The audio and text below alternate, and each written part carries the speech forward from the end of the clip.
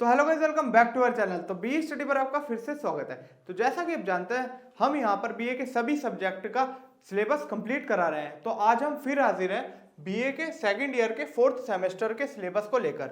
आज की वीडियो में हम सिलेबस जानेंगे, उसके बाद हम एक एक टॉपिक को क्लियर करेंगे। और सबसे अच्छी बात यह है कि अब हम इंग्लिश और हिंदी की सेपरेट वीडियो बनाएंगे, जिससे कि आपकी मदद हो सके।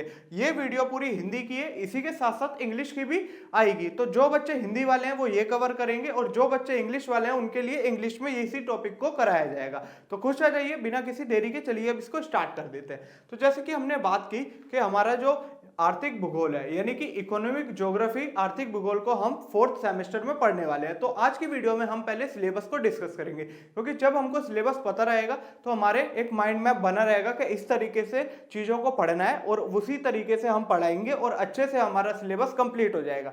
तो समझ आया आपको? तो देखिए, इसी के साथ हमारा स्टार्ट हो जाएगा हमारा जो यूनिट 1 है। इसमें हम जानेंगे हमारे आर्थिक भूगोल के बारे में। जब हम आर्थिक भूगोल पढ़ रहे हैं तो सबसे पहले तो इसके बारे में जानना बनता है, आर्थिक भूगोल होता क्या है। तो आर्थिक भूगोल मानव भूगोल का एक पार्ट है, उसी का ये एक पार्ट है।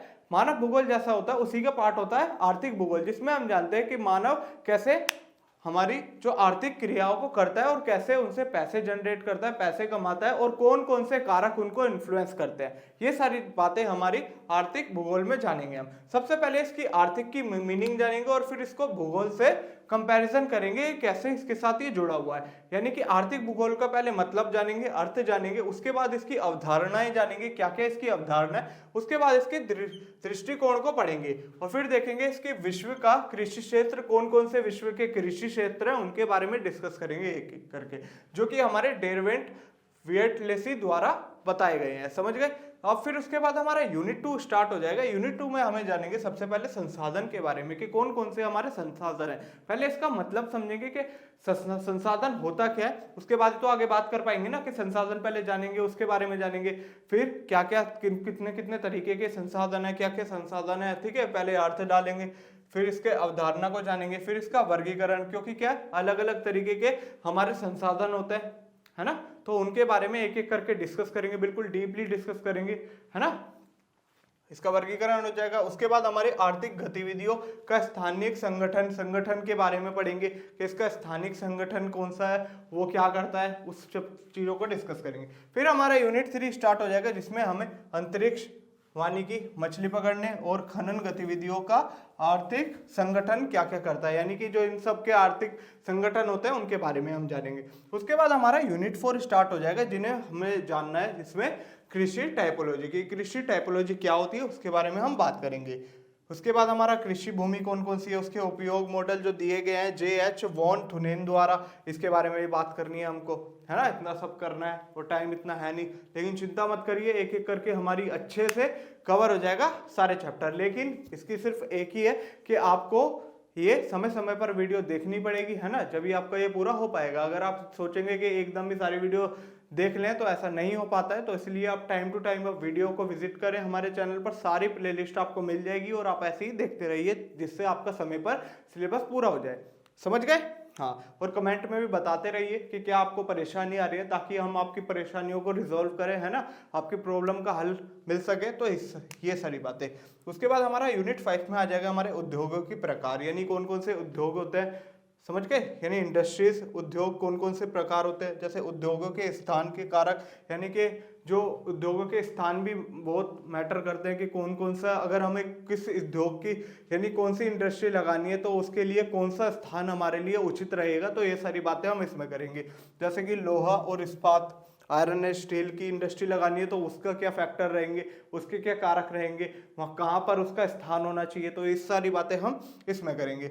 और फिर सूती वस्त्र और चीनी का, इसमें क्या होना चाहिए, कहाँ पर हमारा स्थान होना चाहिए इस उद्योग के लिए। फिर देख औद्योगिक अवस्थिति का सिद्धांत, इसमें जानेंगे इसके सिद्धांत के बारे में। ये किसने दिया था? ये हमारे अल्फ्रेड वेबर द्वारा दिया गया था। तो ये सिद्धांत, इसके बारे में हम चीज़ों को डिस्कस करेंगे। तो ये हमारा सिलेबस था, ठीक है। इसके बाद हम यूनिट 6 में देखेंगे विश्व परिवहन के बारे में। ये विश्व परिवहन से मतलब है हमें अगर व्यापार करना है तो हमें एक जगह से दूसरी जगह अपने सामान को भेजना पड़ेगा। तो किस तरीके से हम अपने सामान को एक जगह से दूसरी जगह भेजेंगे, तो वो सारी बातें हम इसमें करेंगे। ज़्यादातर केस में हम दो ही रूप से अपने सामान को एक जगह से दूसरी जगह भेजते हैं। वो कौन कौन से हैं? तो पहला है हमारा समुद्री मार्ग, यानी समुद्र के थ्रू हम अपने सामान को एक जगह से दूसरी जगह भेज सकते हैं। और दूसरा है हमारी रेलवे। कौन सी? प्रमुख अंतर महाद्वीपीय रेलवे। इसमें भी हम अपने सामान को एक जगह से दूसरी जगह पर भेज सकते हैं। तो वो सारी बातें हम यूनिट 6 में पढ़ेंगे। यूनिट 7 में हमें पढ़ना है विश्व व्यापार संगठन के बारे में, यानी WTO के बारे में, कि कौन कौन से कानून बना रखे हैं व्यापार के ऊपर। तो इन सब की बातें हम इसमें करेंगे और अंतर्राष्ट्रीय व्यापार को जानेंगे कि अंतर्राष्ट्रीय व्यापार किस तरीके से किया जाता है और क्या क्या कानूनों को हमें फॉलो करना पड़ता है। फिर इसके पैटर्न के बारे में देखेंगे और रुझान के बारे में देखेंगे, यानी ट्रेंड के बारे में देखेंगे, कौन कौन से ट्रेंड चलते हैं हमारे व्यापार में।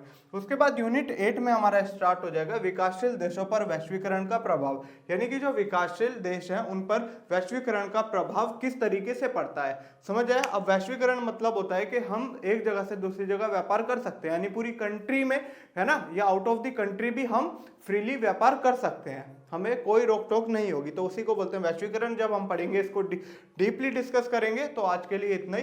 तो ये था हमारा सिलेबस, जो कि हमारा किसका था? आर्थिक भूगोल को। अब आने वाली वीडियो में हम एक एक करके अच्छे से डीपली डिस्कस करते रहेंगे। तो उसके लिए आपको क्या करना पड़ेगा? उसके लिए आपको सब्सक्राइब करना पड़ेगा और बेल आइकन को क्लिक करना पड़ेगा, ताकि आपको हर वीडियो की नोटिफिकेशन मिल जाए।